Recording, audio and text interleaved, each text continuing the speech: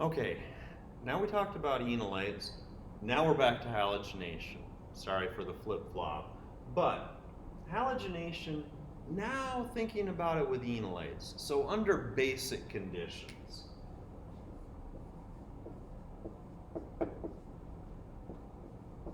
This turns out to be much more complicated and as a result, not generally as useful as halogenation via enols or under acidic conditions.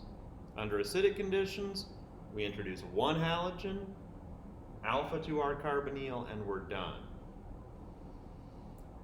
With enolates or under basic conditions, it's a bit more complex. So usually we'll use an alkoxide base here for this. And what that alkoxide base is going to do for us is it will remove an alpha proton. Now this is an equilibrium event. I'm just going to be showing the forward equilibrium, but as we just talked about, it's going back and forth. More carbonyl than we have enolate form, but let's think about just the enolate form here in terms of what's going on. We now have a good nucleophile. We've got our electrophile, elemental bromine, and so nucleophile will react with electrophile. And I'm going to push this way for reasons that will become clear in just a moment.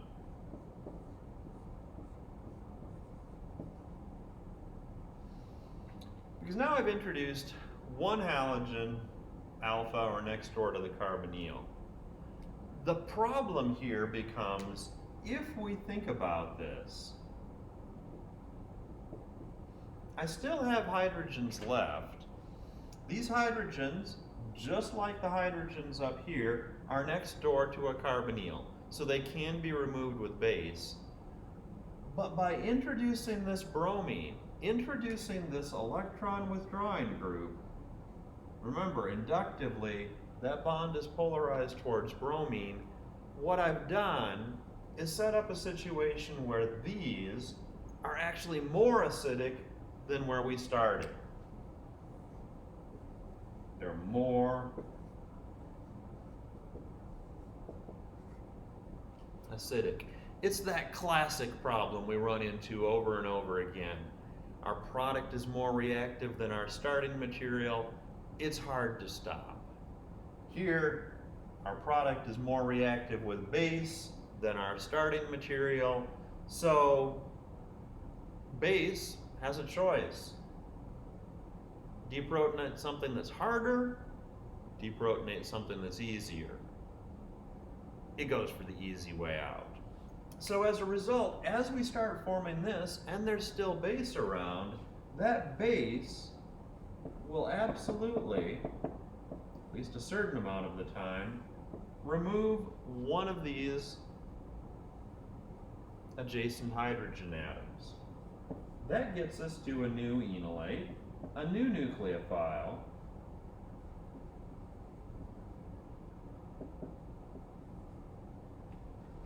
which can react with our electrophilic bromine, and so indeed will, to form a new carbonyl product, in which, once I get done drawing it and I get out of the way, we have two bromines, we have one hydrogen left. Now introducing one bromine made these more acidic. Two bromines, it's even more acidic. Oops, I can't spell even.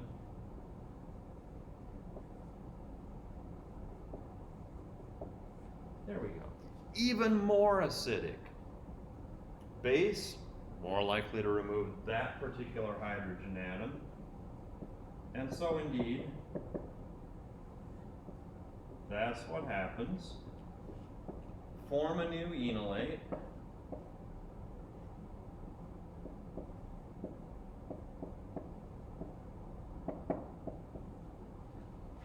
which can react with elemental bromine.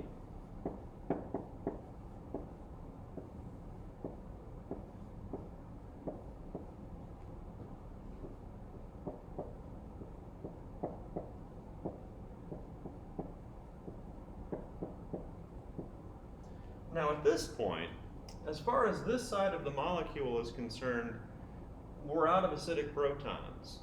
Yes, we could start thinking about the other side, but honestly, we're now back to something that's pretty similar pKa-wise to where we started. So we don't have this more acidic, even more acidic, seemingly done, except that there's something really strange that can happen here. By having these 3 bromines, or if we did this with iodine, we can do the same thing. 3 iodines on here, or chlorine. We can do it with chlorine as well. We have transformed this carbon actually into a good leaving group because we're pulling tons of electron density out of it. And so if we had more sodium methoxide in here, what can happen at this point is instead of using it as a base, remember my favorite saying, anything that's a base can be a nucleophile. Anything that's a nucleophile can be a base. It can be a base, it can be a nucleophile. And indeed, it can do nucleophilic attack on the carbonyl, leading us to a tetrahedral intermediate. I'll get out of the way again in just a moment.